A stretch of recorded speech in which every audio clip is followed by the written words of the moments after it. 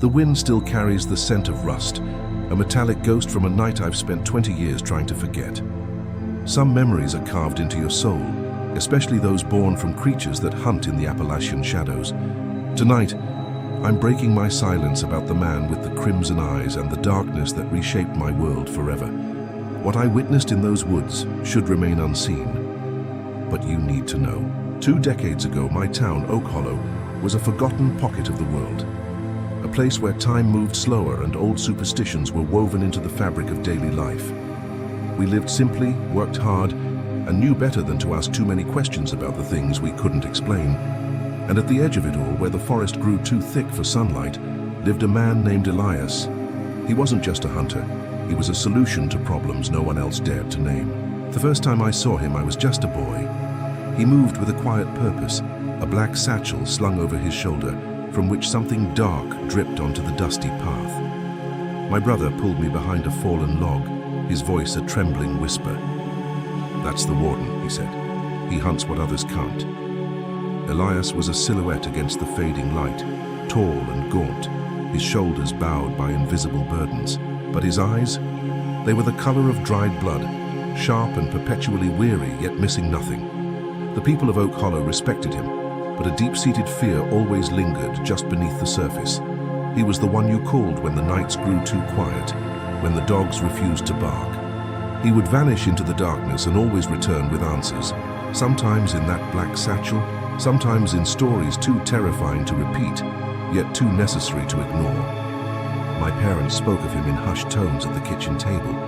"He maintains the balance," my father once said.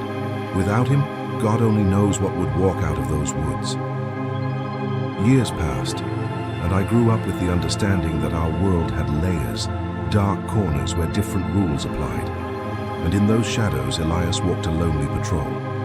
When I turned 16, my curiosity finally overpowered my fear. I started asking questions, wanting to understand the man and his mission.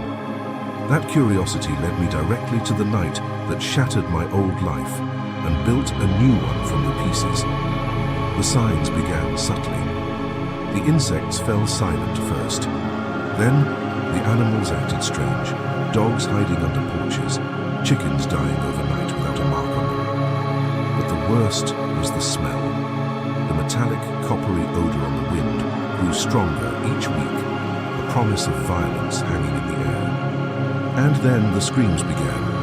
They started like a child's cry, high and desperate, then warped into something deep and wild, something that was no longer human. The town locked itself down. Horseshoes were nailed over doors, salt was sprinkled on windowsills, and Reverend Miller held prayers that even he seemed to doubt. But where was Elias? The one person who could fix this was absent. Then I saw him. He stood at the tree line behind our farm, not looking at me, but through me. His crimson eyes were restless, and he carried more ammunition than I'd ever seen. He raised a hand, a greeting or a warning, I'll never know. And then the shadows swallowed him whole. Some things are older than fear, and they never truly leave. The confrontation happened in a clearing under a full moon. Elias found me after he'd spoken with my father. He looked like he'd spent weeks in the wilderness, his clothes torn and stained with something dark. "It's returned," was all he said, his voice a dry rasp. He drank from my father's whiskey bottle like it was water, his hands steady, but his spirit clearly weary. "It waits for the moon." I told him I was coming.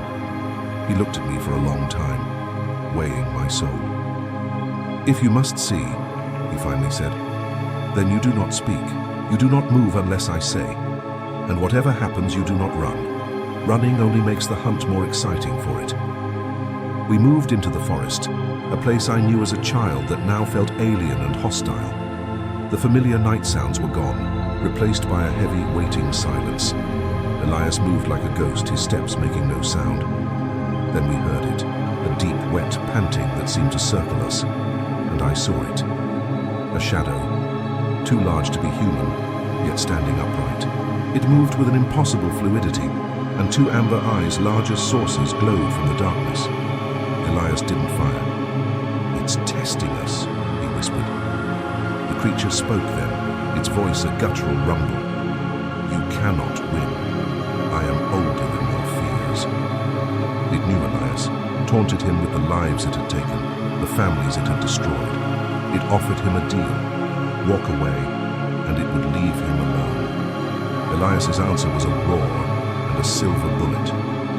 The fight was a blur of darkness and glowing eyes.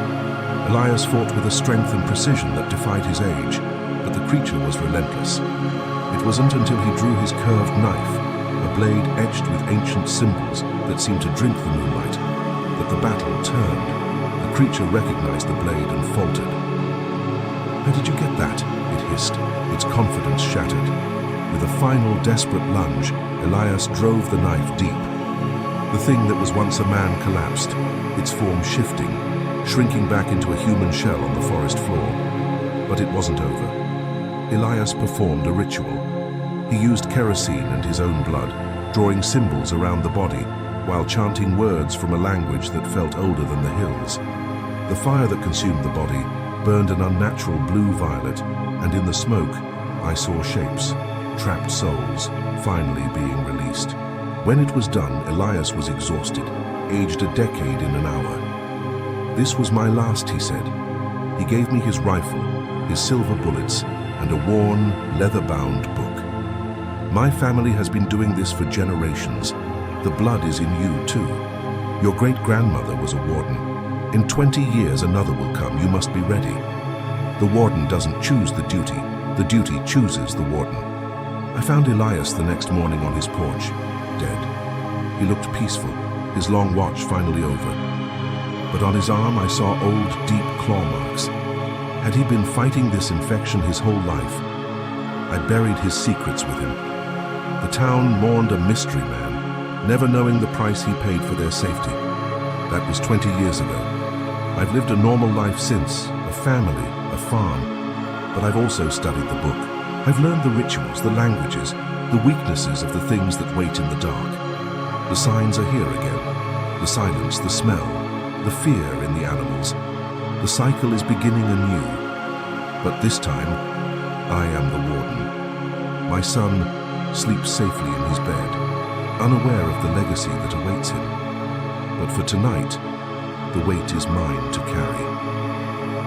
The wind carries the scent of rust, and I walk into the darkness, not as a frightened boy, but as the guardian of the balance.